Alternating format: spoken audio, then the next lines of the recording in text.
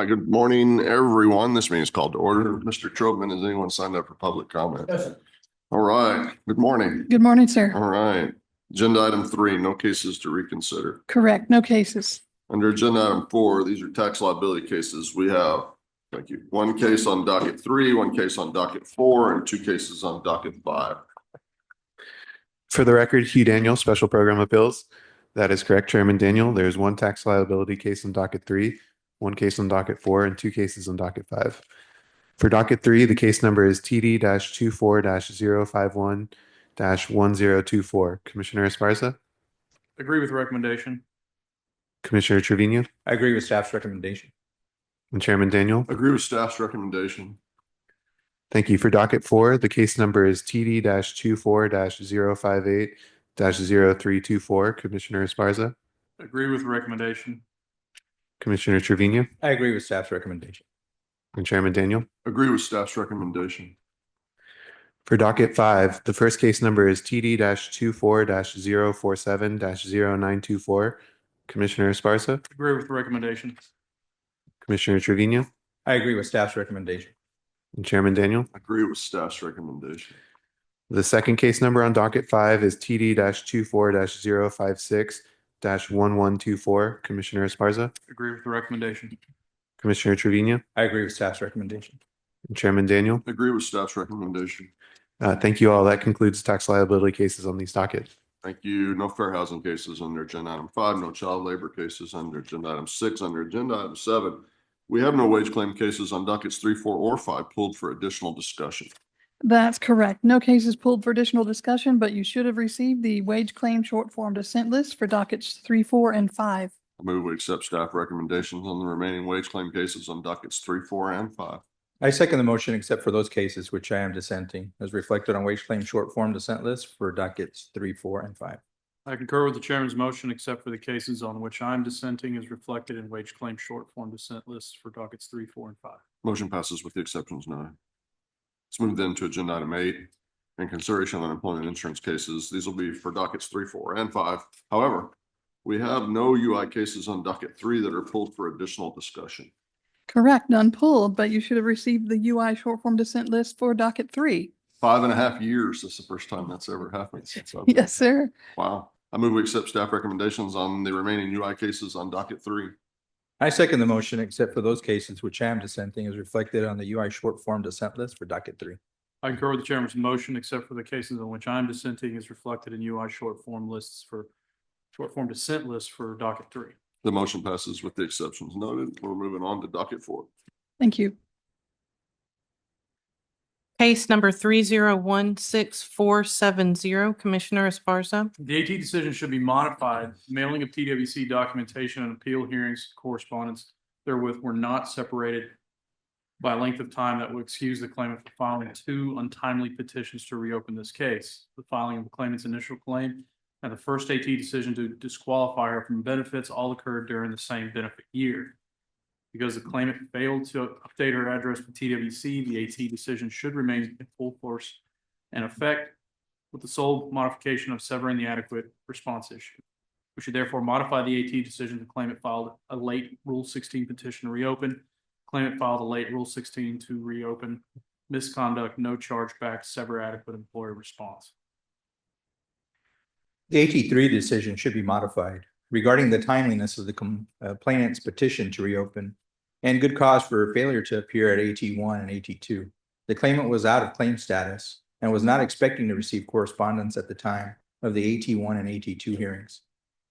The claimant moved but had no reason to update her address with the commission. Therefore, the AT1 and AT2 documentation was returned to the commission as undeliverable. Since the AT1 and AT2 documentation was not received by the complainant, both the complainant's petition to reopen should be deemed timely, good cause granted, and the case remanded so that the claimant can provide merits testimony on the work separation. Modify the AT. The complainant filed timely petition to reopen for AT1 and AT2. Claimant established good cause for AT1 and AT2. Remand. Timely petition to reopen for AT1 and AT2. Good cause for AT1 and AT2. Remand. Short form dissent. Yes, sir. Case number 3079748, Commissioner Esparza. In this case involving a late reopening request on a Rule 16, a late protest and chargeback ruling. The fact of the situation is essentially the same as in the other recent cases involving this employer. Due to confusion over TWC information during the pandemic, conflicting advice from TWC local and state officials, U.S. Postal Service and TWC office closures, shutdown orders, and mail delivery problems, the employer's Rule 16 request should be held timely, and we should find that the employer had good cause to miss the first hearing. There is evidence in the recording indicating a high likelihood that the employer's protest should be held timely and that the employer's account should be protected from chargeback. Accordingly, we should hold the employer's Rule 16 reopening request timely, find the employer had good cause to miss the first hearing, and resubmit the case on the timeliness, protest, and chargeback issues. As I have voted in the other cases involving this employer, the decision should be affirmed. The AT1 decision was mailed to the employer's address of record, and the employer offered no arguments as to why they filed a late petition to reopen at the time other than staffing issues caused by the pandemic. There is no good cause exception to the timeliness rules. Therefore, the petition to reopen should be dismissed as late. Affirm the AT, late petition to reopen, late protest to the notice of maximum potential chargeback, employer's account remains charged. Timely petition to reopen, good cause, resubmit. Do you intend for, no, I'm sorry. Timely petition to reopen, good cause, we'll resubmit on the merits. Case number 3094233, Commissioner Esparza. In this case involving a late reopening request on a Rule 16, a late appeal to the appeal tribunal, a late protest, and a chargeback ruling, the fact situation is essentially the same as in the other recent cases involving this employer. Due to confusion over TWC information during the pandemic, conflicting advice from TWC local state offices, U.S. Postal Service, and TWC office closures, shutdown orders, and mail delivery problems, the employer's Rule 16 request should be held timely. We should find that the employer had good cause to miss the first hearing. We should also find the employer's first appeal time. There's evidence in the recording indicated a high likelihood that the employer's protest should be held timely and that the employer's account should be protected from chargeback. Accordingly, we should hold the employer's Rule 16 real.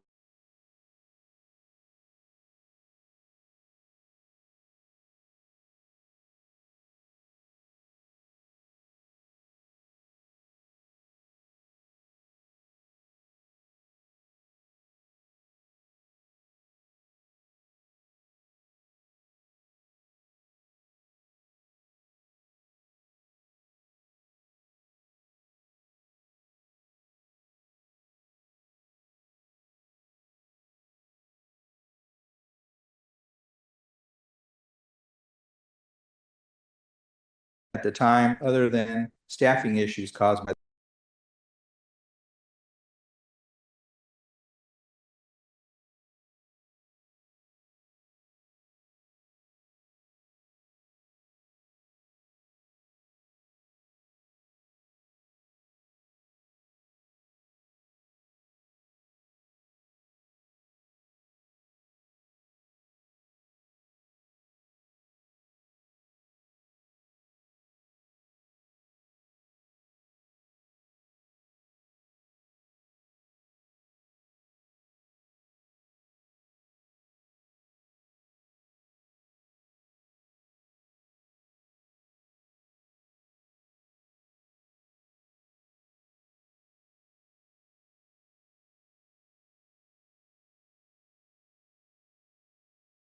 The employer had good cause to miss the first hearing. Also find the employer's appeal from the initial determination timely and resubmit the case on timeliness of protest and chargeback issues. As in the prior case, the decision should be affirmed. The AT1 decision was mailed to the employer's address of record, and the employer offered no arguments as to why they filed a late petition to reopen at the time, other than staffing issues caused by the pandemic. There is no good cause exceptions to the timeliness rules. Therefore, the petition to reopen should be dismissed as late. Affirm the AT, late petition to reopen, late employer appeal, late protest to the notice of maximum potential chargeback, employer's account remains charged. Timely petition to reopen AT1, good cause for AT1, timely appeal, resubmit. We will resubmit the case.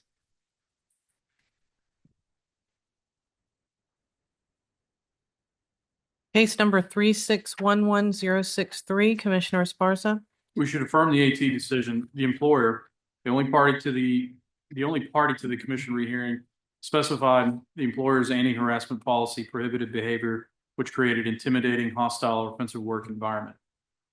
The claimant was terminated when on a work conference, she approached a vendor and expressed that the coworker had an affinity towards it.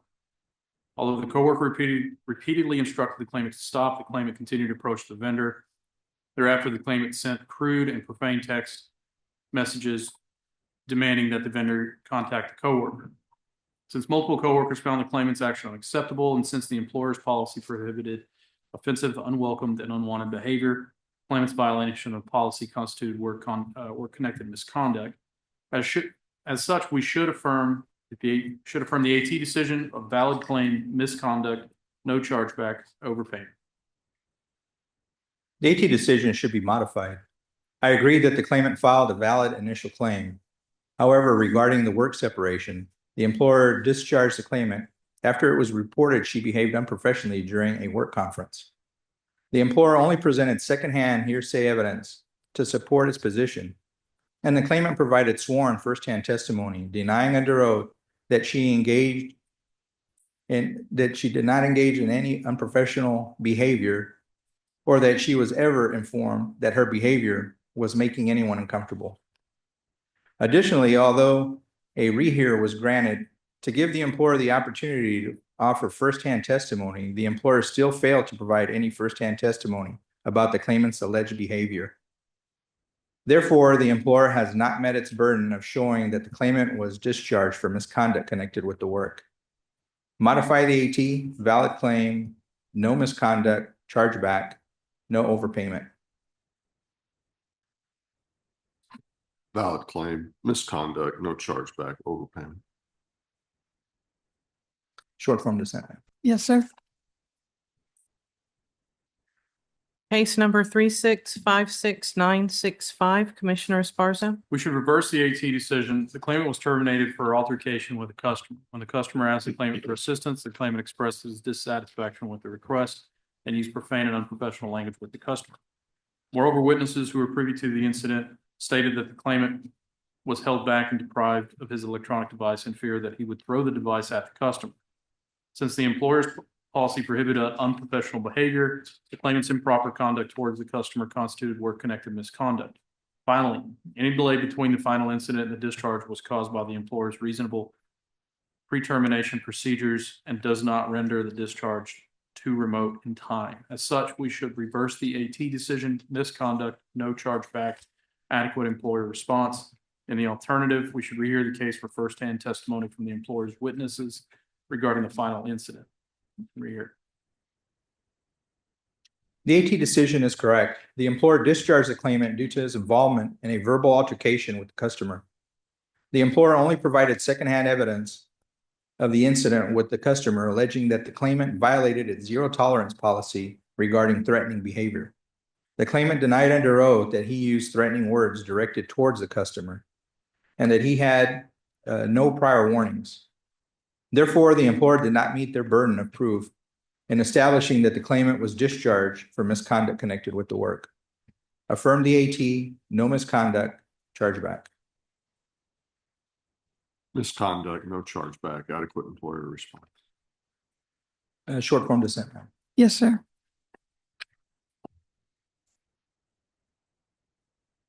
Case number 3693351, Commissioner Esparza. The AT decision should be affirmed. The employer never made a decision on whether the claimant was going to be terminated at the end of her performance development plan. In addition, the employer witness testified that it was untrue the claimant was given the choice to resign or to be terminated at the end of the plan.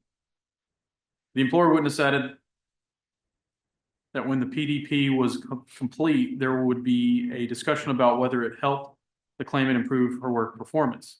As such, the employer did not terminate the claimant. Instead, the claimant failed to clarify her job status and quit without work-connected good cause. Also, even if the case is analyzed in such a way that the claimant is viewed as having quit for medical reasons, there is no medical documentation that has been entered into the evidence or authenticated by the parties that shows the claimant was advised by a medical professional to quit. We should therefore affirm the AT decision, voluntary leaving, reimbursing employer not billed. The AT decision is not supportable. The claimant's separation should not disqualify her from the receipt of benefits, whether it is analyzed as a discharge or a resignation. The claimant provided consistent firsthand testimony that she was given a choice to resign or be terminated in 2 weeks at the end of her performance development plan due to errors in her work performance. The employer provided no firsthand testimony to refute the claimant's testimony that she was given a choice between discharge or resignation by a senior director of human resources, who did not testify at the hearing. Since the employer gave the claimant a choice to resign or be fired, the employer initiated the separation. The employer presented no evidence that the claimant had ever met the employer's performance expectations or had the ability to do the job to the employer's satisfaction, and therefore her inability to do so did not constitute misconduct connected with the work. Reverse the AT, no misconduct, bill reimbursing employer. However, even if the separation is viewed as a voluntary quit, since the claimant ultimately chose to resign, the claimant established that when her performance issues were discussed, she informed the employer that she was having health issues caused by the workload and was not offered any accommodations. Therefore, if the claimant is considered to have initiated the separation, she had good cause connected with the work for quitting due to her medically verifiable illness. Voluntary leaving, reimbursing employer not billed. Short form dissent, ma'am. Yes, sir.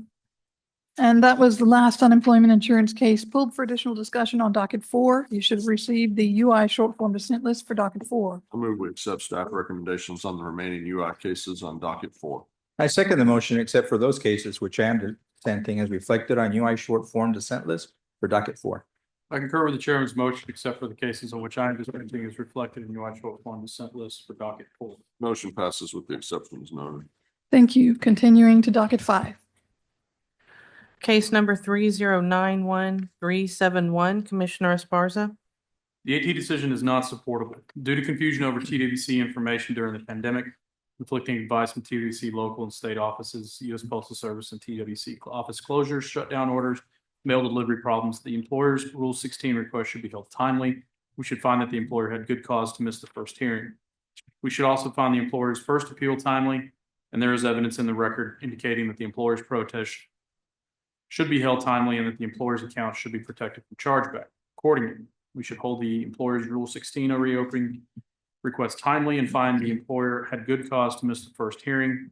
Also find the employer's appeal from the initial determination timely and resubmit the case on timeliness of protest and chargeback issues.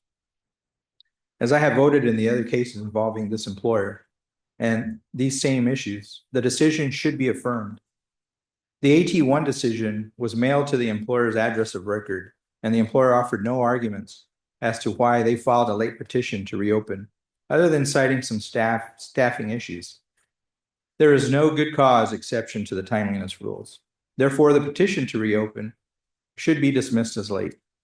Affirm the AT, no petition to reopen, late employer appeal, late protest to the notice of maximum potential chargeback, employer's account remains charged.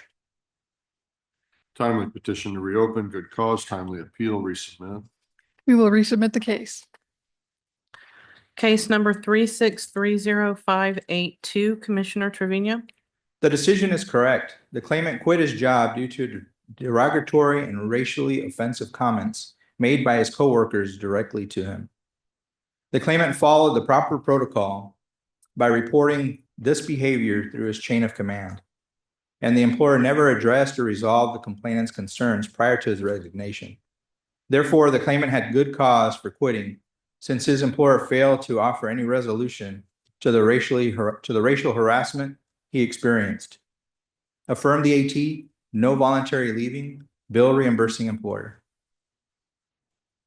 We should reverse the AT decision. Although the claimant alleged dissatisfaction with the work environment, the employer was taking affirmative steps to remedy the client's needs. Since the employer was not given the opportunity to address the claimant's concerns prior to his resignation, the claimant's separation was voluntary and without work-connected good cause.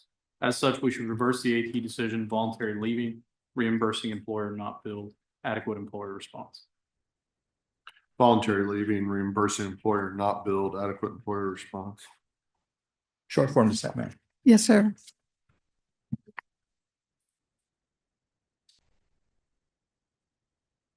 Case number 3647555, Commissioner Trevino. The AT decision should be affirmed. The employer filed a late AT appeal due to staffing issues. Since there is no good cause exception to the timeliness rules, the employer's appeal should be dismissed as late. Affirm the AT, late employer appeal, late protest to notice of maximum potential chargeback, employer's account remains charged. However, if my fellow commissioners determine that the employer's appeal and response to the notice of maximum potential chargeback should be deemed timely, the employer's account should be charged. The employer testified that the claimant quit because the employer's policy prohibited employees from working another job while working for the employer. This is unreasonable for an employer to require a part-time employee earning barely above minimum wage to refrain from taking a second job. Since the claimant quit in response to this unreasonable employer policy, the claimant would have good cause connected with the work for quitting, and the employer's account should be subject to chargeback.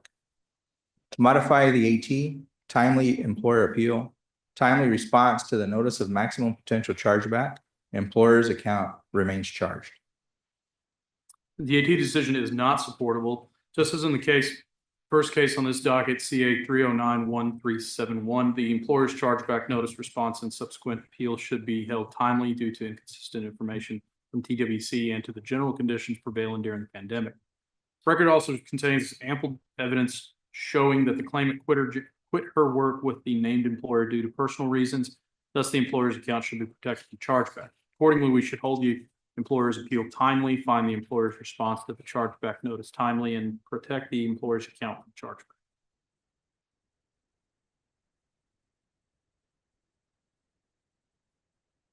Timely appeal, timely response to the NMPC, and then rehear for the employer's policy.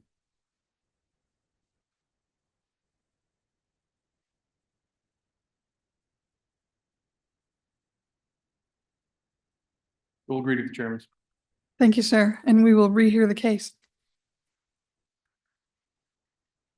Case number 3650165, Commissioner Esparza. The AT decision is not supportable. Claimant had reported to work on the final day of employment and appeared to others to be under the influence of alcohol. Third-party testing via breathalyzer showed substantial blood alcohol percentages. Doesn't matter that the second test administered several hours after the claimant reported to work yielded a result just barely under what the test administrator considered to be a positive result. The first test result was above that limit. In any event, both of the tests occurred several hours after the claimant first reported to work that day. The employer had a zero tolerance policy for being under the influence of alcohol at work, and the evidence shows that the claimant violated that policy. The employer's claim response set forth adequate facts for TWC to investigate the allegation of misconduct.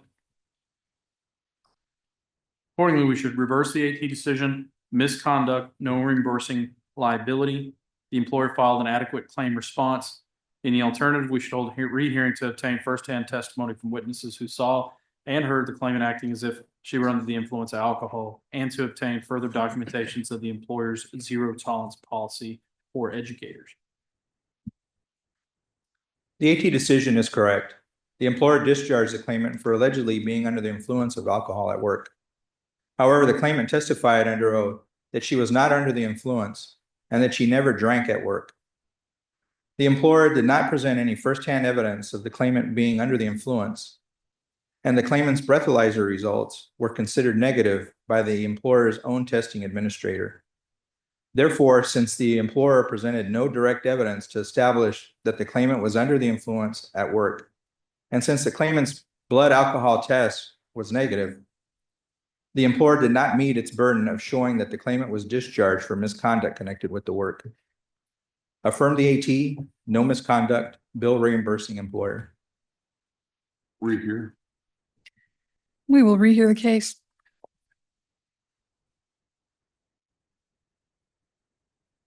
Case number 3651134, Commissioner Sparsa. The AT decision should be reversed. The claimant quit his job. The employer was investigating an incident which involved the claimant giving his personal business card to a customer.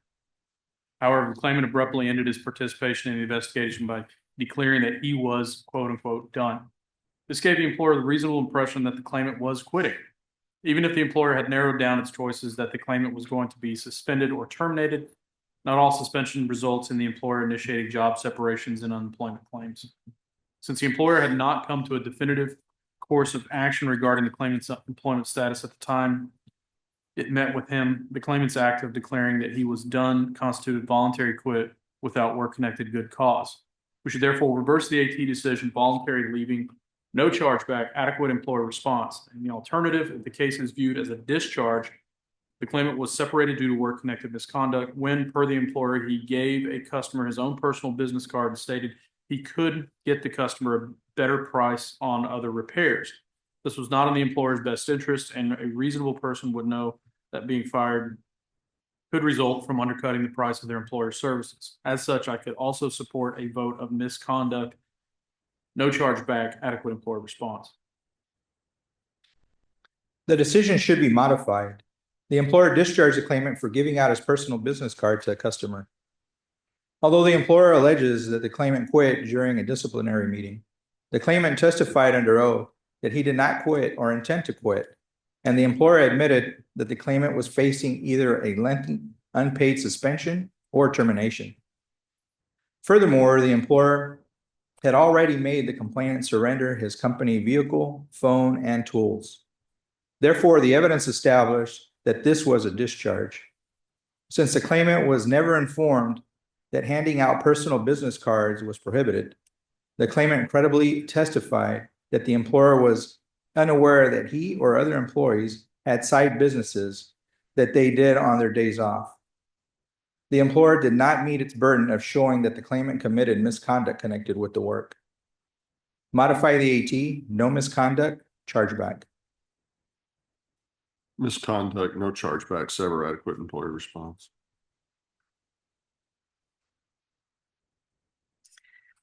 We have a majority vote, misconduct, no chargeback, adequate employer response. Since there was no prior adequate employer response, it's not necessary to sever. Thank you, Very sir. Thank you. Case number Wait, wait. Short form dissent now. Yes, sir. I'm sorry. Very Case number 3652422, Commissioner Esparza. The AT decision should be affirmed. The claimant refused to perform assigned work. When viewed in the light of most favorable to the claimant, it appears an email he had submitted would have excused the claimant from completing the assigned work in question.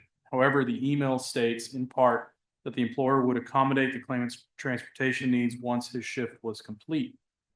Per the employer's fact-finding statement, the claimant clocked out 2 hours before his shift had ended. Accordingly, the claimant's refusal to perform the employer's assigned work was mismanagement of his position of employment and misconduct connected with work. We should therefore affirm the AT decision, misconduct, no chargeback. The AT decision should be reversed. The employer discharged the complainant for leaving work once his deliveries had been made instead of completing another employee's deliveries, which is known as a rescue in the employer's business. Though the employer typically required employees to perform these rescues when directed as part of their job duties, the complainant had been granted an exception due to his requirement by the employer 5 months earlier due to the claimant's need to rely on public transportation to get to and from work. The employer presented no evidence that this exception had been rescinded prior to the date of the final incident. Therefore, the claimant's reliance on the employer's agreement to exempt him from the rescuing requirement did not constitute misconduct connected with the work. Reverse the AT, no misconduct, chargeback. No misconduct, chargeback. Short form dissent. Yes, sir.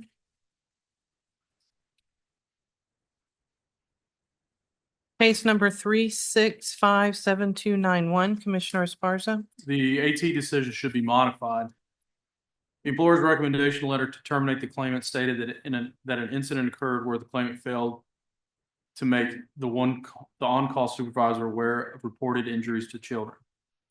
Claimant admitted in testimony that she, quote, may not have relayed the urgency of the situation, unquote. Since the claimant failed to relay the urgency of the situation involving welfare of children, which resulted in the situation not being staffed properly, the claimant mismanaged her position of employment.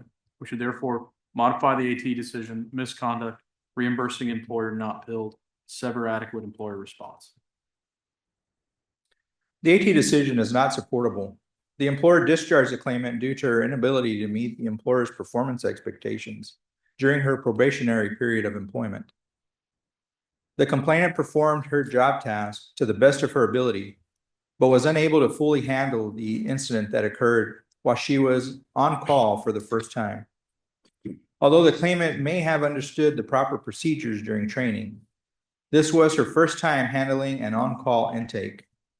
She thought that she was reporting the incident to the best of her ability, and she had never demonstrated the ability to perform this task to the employer's satisfaction. Therefore, the claimant was discharged for reasons other than misconduct connected with the work. Reverse the AT, no misconduct, bill reimbursing employer, void adequate response. Misconduct, reimbursing employer not billed, adequate employer response. We have majority vote, misconduct, reimbursing employer not billed, adequate employer response. This time it would be appropriate to sever.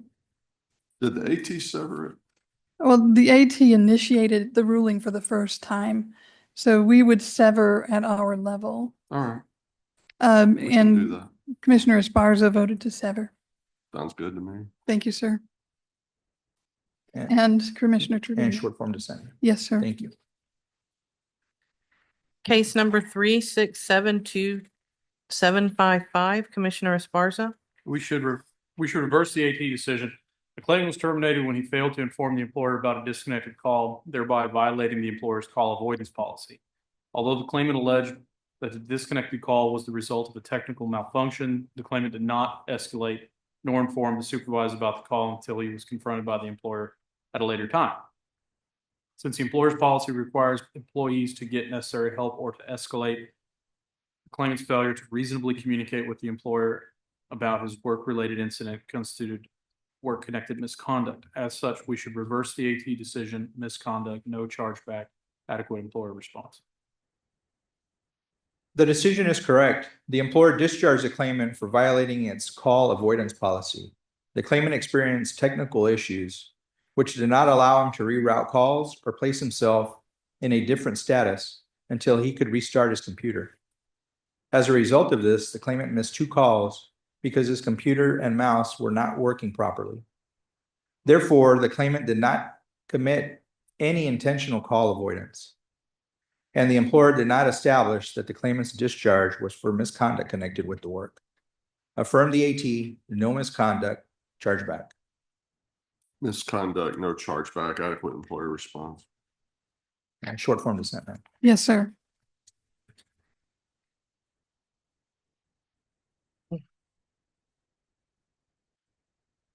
Case number 3681789, Commissioner Esparza.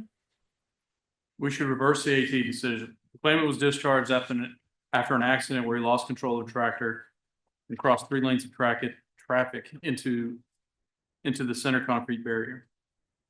The employer's policy requires drivers to make allowances for road, weather, and traffic conditions and to commit no driving errors to minimize the risk of preventable accidents. Here, the claimant was bobtailing at 64 miles per hour in steady rain, driving too fast for the weather conditions. In the absence of testimony from the claimant and in light of the claimant's prior warnings, the employer met its burden of proving that the claimant violated the employer's policy. Thus, he was discharged for misconduct connected with the work. We should reverse the AT decision, misconduct, no chargeback, adequate employer response. And the alternative, because the record could have been better developed regarding the claimant's actions during the final incident, we should grant a rehearing in this case. The AT decision should be affirmed. The complainant was a truck driver and was discharged when the tires on the employer's vehicle popped while the claimant was driving, causing him to lose control of the vehicle. The employer presented no evidence that the claimant was at fault for the accident, as it was caused by a malfunction of the vehicle. Therefore, the claimant was not discharged for misconduct connected with the work. Affirm the AT, no misconduct, chargeback. No misconduct, chargeback. Short form dissent. Yes, sir. Case number 3684820, Commissioner Esparza. We should reverse the AT decision. The employer reviewed about 3 weeks of claimant's calls and found 9 instances of call avoidance. The claimant alleged audio issues were the problem, but did not report the matter to IT as required. Furthermore, she failed to call back members when they were disconnected and did not leave notes indicating a need for a callback. Because the claimant admitted she did not follow up the requirement procedures, her failure to do so was tantamount to call avoidance. Thus, she mismanaged her position of employment. Reverse the AT decision, misconduct, no chargeback, adequate employer response.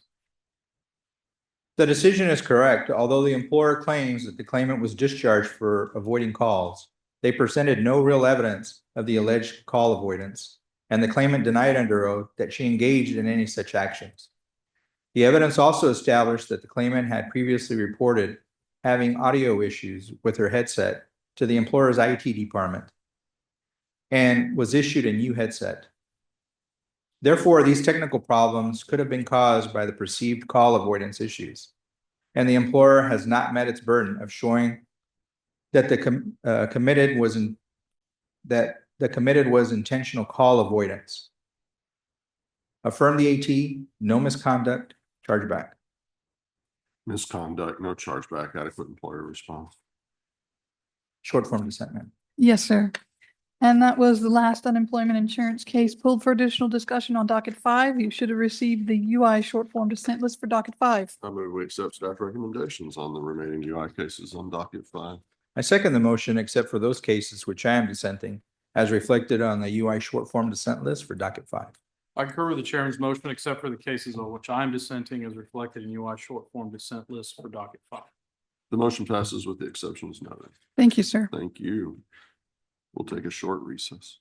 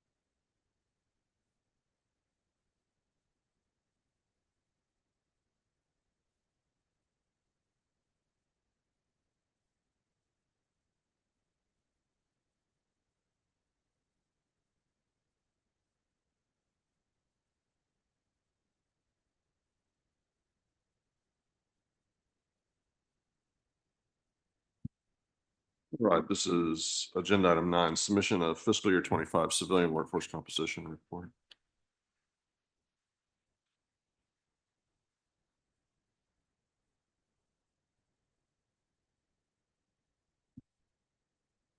Good morning, Chairman Daniel, Commissioners Trevino and Esparza, Mr. Cerna. For the record, Brian Snoddy, Civil Rights Division.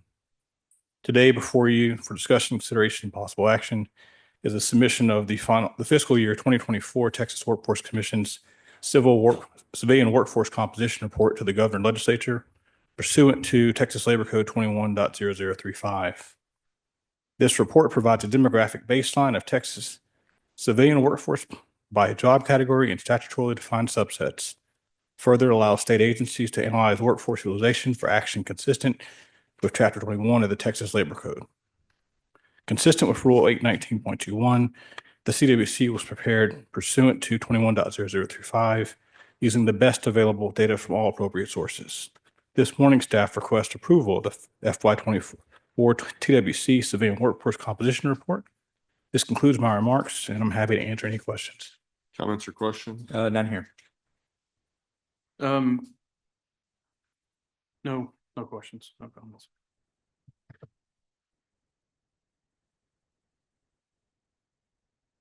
Is there a motion? Chairman, I move we approve the fiscal year 2024 Texas Workforce Commission's Civilian Workforce Composition Report for submission to the governor and the legislature as recommended today by staff. I second. It's been moved and seconded. I'm voting no on the motion, Commissioner, solely on the basis of, I think this last part of this report, this explanation of late filing, I don't think does an adequate job of explaining why the report's late. And I think it creates a lot of ambiguity for what we're going. The body of the report's fine. I mean, it's a pared down thing. It answers the question that 210035 wants to do. You know, I don't really find any fault with the report, but this explanation of late filing here just simply, I think, is not adequate. It doesn't do the report justice, and in my opinion, doesn't really represent kind of what TWC is trying to do here. So regrettably, I'll be voting no on your motion. I assume you'll both be voting yes, but we should probably, since I'm voting no, we should probably just take a voice vote real quick. Yes. Before I vote, is there any action that we can calibrate these reports and the data that comes in? And I apologize. I think I thought there was another report that had that paragraph that explained the tardiness of it. I'm sorry, Commissioner, Mr. Cerna. We can, that particular explanation can be removed from the report if that's acceptable to the commission. It's easy enough to do since the report hasn't been submitted. And then the corrected one will be submitted. I'm sorry to interrupt you, Commissioner. No, it's, yeah, please help. And then in the future, we'll look at making changes to both the collection of the data as well as the report itself, and then other changes that we need to make. So, And Mr. Cerna and Chair, it's my understanding that has been removed, that explanation of late filing. I'm happy to explain further if necessary, but that last page has been removed from the actual report. Okay, because what was posted, it was not, so that must have happened after the posting. yes, sir. Is that true for all three reports? Even Yes, the sir. two that are- All three reports had the removal. Then my issue is a moot issue. Yeah. If it's been removed. My reports are reflecting that it's no longer in. Yeah, And if this is what's being provided or published. Yeah, I went off the posting from Friday. I understand It it. was still on there. It was changed yesterday. I Yesterday. apologize. My mistake. My- That being the case, I'll withdraw my objection. The vote will pass. Okay. Thank you. I vote in favor as well. Before I do that, even though I just did that, let me turn back that clock 2 minutes, Mr. Cerna. Does that address your question though, about collection? It did, well, I believe, I think it addresses the issuance, but if we're still, and Brian, I know you guys run a very efficient ship, and, but I think I want to have some kind of clarity, and I think this is what you brought up last time, Chairman, on the report. You know, this is late because the report is late, but if there's any way that we can, like I said, recalibrate the timing of this, Right. Any legislative help to do so. I think there's a couple things that need to happen here. On the one hand, I would agree that perhaps the timeframes for data collection and then reporting can be too tight, even though it's a statutory schedule that we've been given. And I think that probably does really warrant some additional discussion. I also, and I'm in an ongoing conversation with the general counsel about this, but I actually don't think we're doing this the most efficient way the law would let us do this. I think actually the reports required of our Civil Rights Division or at least the reports required of this commission to report the activities of the Civil Rights Division, I think can actually be contained in one report, one annual report for the Civil Rights Division. It can come out on a schedule. It will be different year to year. Odd numbered years require certain reports, even numbered years require a different report. And I think if instead of trying to piecemeal this out, I think instead of trying to put this in TWC's overall annual report, my understanding from the General Counsel on a very preliminary basis, this is just one conversation, would suggest that the law would let us do that, which is just have one Civil Rights Division report that the commission could approve and submit annually by deadline and able to do that. I think what probably really needs to happen is that we need to get these reports submitted so that we can get this into the legislature, the governor, and lieutenant governor.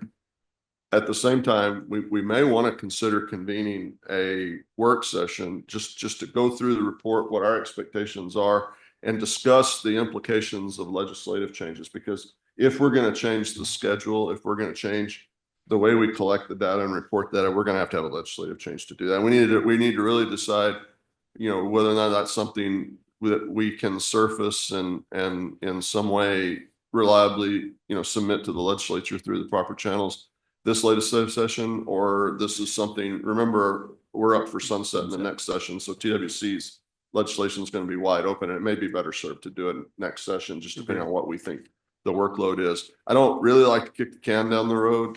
But I do think a work session here would help us clarify our thoughts, which Mr. Snoddy would certainly like for us to clarify our thoughts and have some sort of coherent plan of action here. And he's doing what we've always done. That's probably like one of the worst sins of government, but that's not his sin. That's the sin of government. We've been doing it the way we've always done it. We've never looked for a better way. And now we've run into a problem on data collection, which I think is a legitimate problem, frankly. And I think there's actually a better way to submit the whole report and avoid this exercise in the future, but I don't think we can do it today. I agree. Yeah. I appreciate it, Chairman. All right, that motion carries. We're moving to agenda item 10, which is the TWC hiring practices annual report. Chairman Daniel, Commissioners Trevino and Esparza, Mr. Serna. For the record, Brian Snoddy, Civil Rights Division. Day before for discussion, consideration, and possible action is the submission of the fiscal year 2024 Texas Workforce Commission's hiring practices annual report to the governor and the Legislative Budget Board pursuant to Texas Labor Code 21.504. This report summarizes the annual hiring by state agencies by number, hired, and statutorily defined subsets. It provides state agency transparency for hiring pursuant to Texas Labor Code Chapter 21. This morning, staff request approval of the FY24 TWC Hiring Practices Annual Report. This concludes my remarks, and I'm happy to answer any questions. Is the explanation of late filing out of this one too? It's out of. Yes, sir, it's out of all. Out of all three. Other comments or questions, commissioners? Is None here. No, Chairman. there a motion? Chairman, I move that we approve the fiscal year 2024 Texas Workforce Commission's Hiring Practices Annual Report for submission to the governor and the Legislative Budget Board as recommended today by staff. I second. It's been moved second. Motion carries. This is agenda item 11, fiscal year 2024 TWC Equal Employment Opportunity Report. Thanks, sir. Chairman Daniel, Commissioners Trevino and Esparza, Mr. Serna. For the record, Brian Snoddy, Civil Rights Division. Day before you for discussion, consideration, and possible action is the submission of the fiscal year 2024 Texas Workforce Commission's Equal Employment Opportunity Report to the governor, legislature, and the Legislative Budget Board pursuant to Texas Labor Code 21.553. This report is a biennial analysis ensuring that the state's agencies for workforces reflect Texas population and remain in compliance with Texas Labor Code Chapter 21. Inconsequential data perturbations are extant from year to year and classification to classification. That's permitted us to conclude that no demonstrated statistical significance was present. This morning, staff request approval for the FY24 Texas Workforce Commission Equal Opportunity Report. This concludes my report, my remarks, and I'm happy to answer any questions. Comments or question? Okay, and just to clarify, this does have that language of the late filing report. Yes, sir. All three were removed. It's been removed. Yes, sir. Yeah, all right. No question, sir. Is there a motion? Chairman, I move that we approve the fiscal year 2024 Texas Workforce Commission's Equal Employment Opportunity Report for submission to the governor, the legislature, and the Legislative Budget Board as recommended today by staff. I second. It's been moved second, motion carries. Thank you. This is All right, thank agenda you, item sir. 12, AEL redistribution of funds. Thanks, Brian.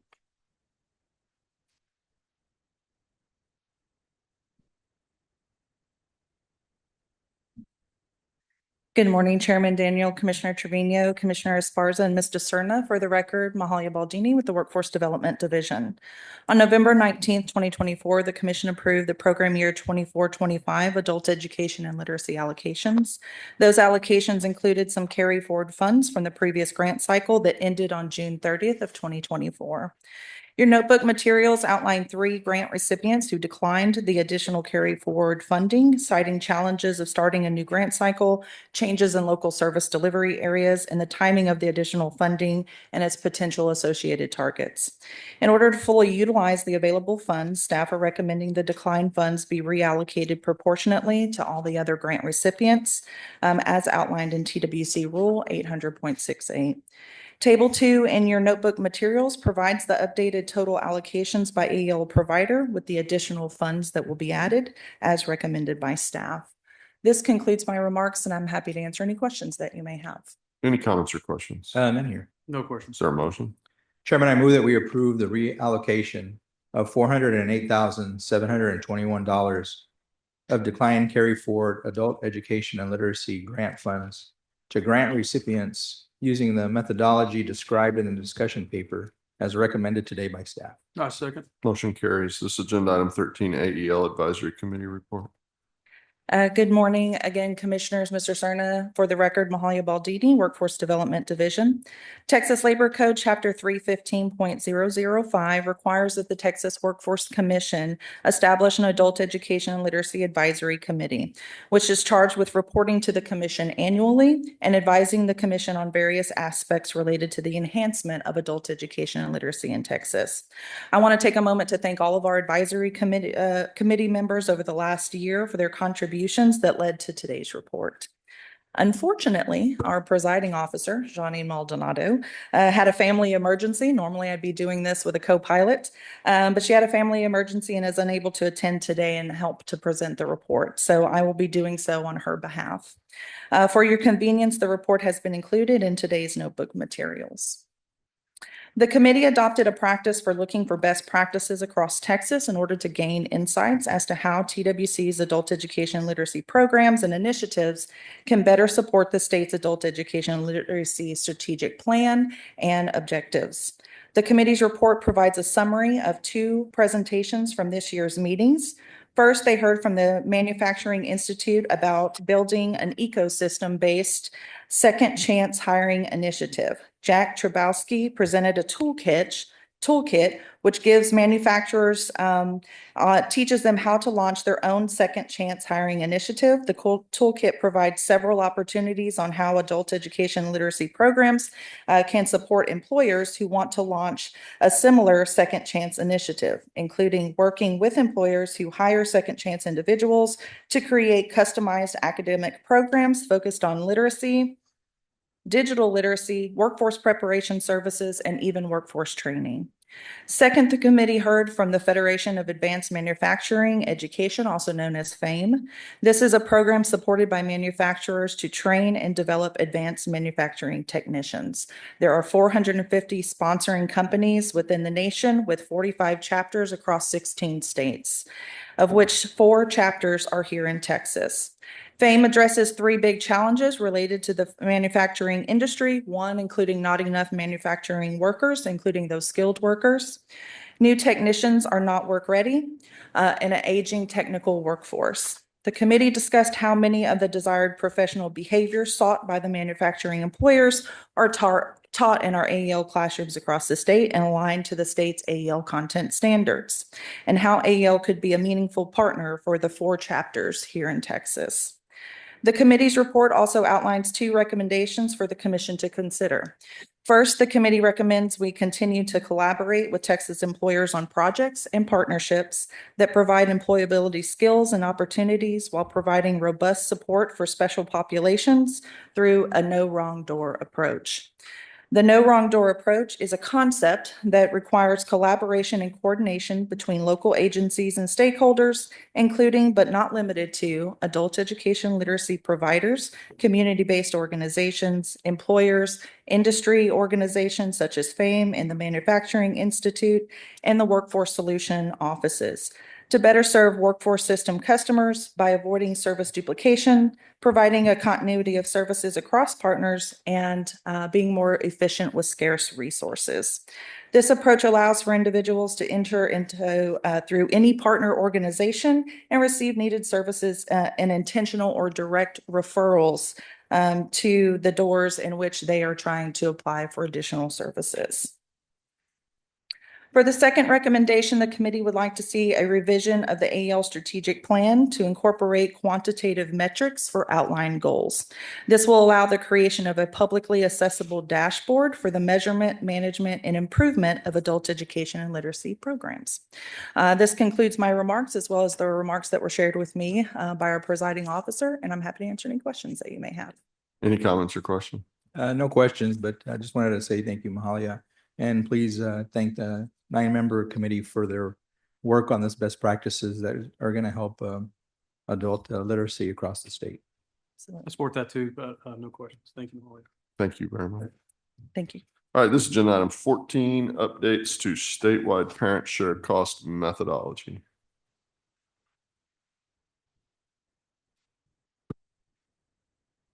Good morning, Chairman, Commissioners, Mr. Cerna. For the record, Allison Wilson with the Child Care and Early Learning Division. On November 7th, 2022, the Commission approved a statewide methodology for assessing the parent share of cost, a percentage-based sliding scale based on family size and income. The methodology also scaled parent copays to higher percentages based on the number of children in the family receiving subsidies. In the spring of 23, the Federal Office of Child Care published changes to the CCDF regulations that require states to cap family copays at 7% of household income, regardless of how many children are in child care. The Commission approved Chapter 809 rule amendments on July 9th, 24 to implement the federal regulations and cap parent share of cost at 7%. TWC's approved methodology and sliding fee scale must now be updated to reflect these changes. Staff recommends that the Commission consider the methodology described in the discussion paper, which is the same methodology previously approved with the adoption of a 7% cap, so no family's copay exceeds 7%. Staff recommends approving the proposed methodology for assessing families' parent share of cost as outlined in the discussion paper, and that concludes my remarks. I'm happy to answer any questions. Any comments or questions? None here. No questions. Is there a motion? Chairman, I move that we approve the methodology for assessing a family's parent share of cost as described in the discussion paper and recommended today by staff. I second. Motion carries. Thank you. This is agenda item 15, acceptance of donations for the Greater Dallas Child Care Investments Partnership Project. Okay, again, for the record, Allison Wilson with the Child Care and Early Learning Division. Before you today is a donation from the United Way of Metropolitan Dallas for the Child Care Investments Partnership Program for a project in Greater Dallas focused on expanding access to high-quality child care, including care offered during non-traditional hours to shift workers. CCIP allows boards to partner with local donor organizations with an interest in improving the quality of child care and early learning in their community. Through this initiative, TWC provides a 100% match of the cash contributions from local board partners. Funds donated to TWC and accepted by the Commission as CCDF funds allow TWC to leverage the donations for potential drawdown of additional federal CCDF matching funds. TWC grants the donated funds plus TWC's 100% matching contribution to the board for administration of the approved CCIP project. Staff recommends the Commission accept the United Way Metropolitan Dallas donation of $200,000 and the match agreement associated with it as required by CCDF rules. And that concludes my remarks. Happy to answer any questions. Any comments or questions? None here. No questions, Chairman. Is there a motion? Chairman, I move we approve the acceptance of a donation for the Micro Early Education Programs Project in the amount of $200,000 from the United Way of Metropolitan Dallas, as described in the discussion paper and recommended today by staff. I second. It's been moved and seconded. Motion carries. This is agenda item 16, board nominations.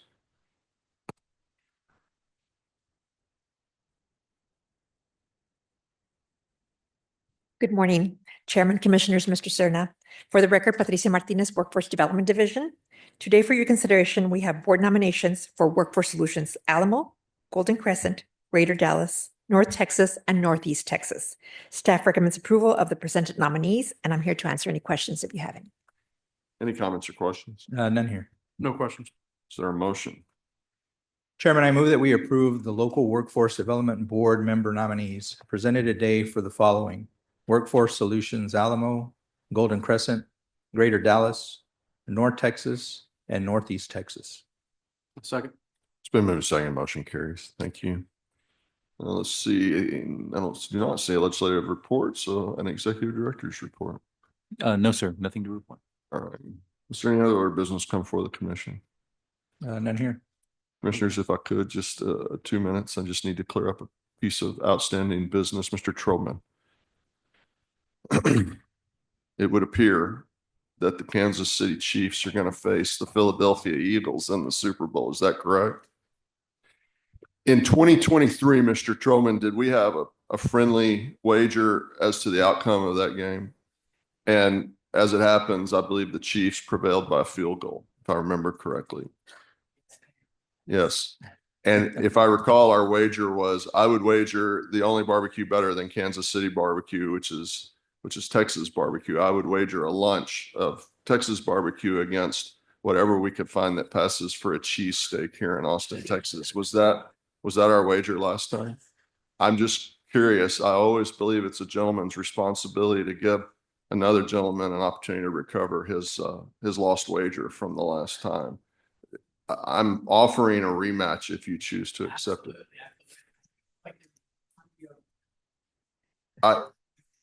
That's really bold words. I appreciate that. I appreciate the confidence. However, so let's see, there's 11 players on the field, but we have the addition of the 7 referees for Kansas City. So that's really quite the deal. I'm working at a disadvantage, Mr. Trobman. I've had some new colleagues join me in the office, one of whom is, I think, charitably, I could describe as this is redundant, but a rabid Philadelphia Eagles fan. So I think you're going to have some help cheering against it. And of course, my only tie back to the Chiefs is the fact that their quarterback played at Texas Tech, which is all I really need. So yeah, exactly. So And also anybody but the Eagles. oh, Dallas Cowboy fan. whoa. Yeah. I don't know. I don't know the limitations here of the Open Meetings Act, but Commissioner, would you like to join in our wager? I'll support it. Oh, okay. Well, that's set February 9th, I think, 2 Sundays hence. We'll see where we are at the commission meeting on February 11th. Thank you, Ms. Trobman. Is there anything else come before the commission? Hearing nothing, is there a motion to adjourn? Chairman, I move to adjourn. A second. It has been moved and seconded to adjourn, and we are adjourned.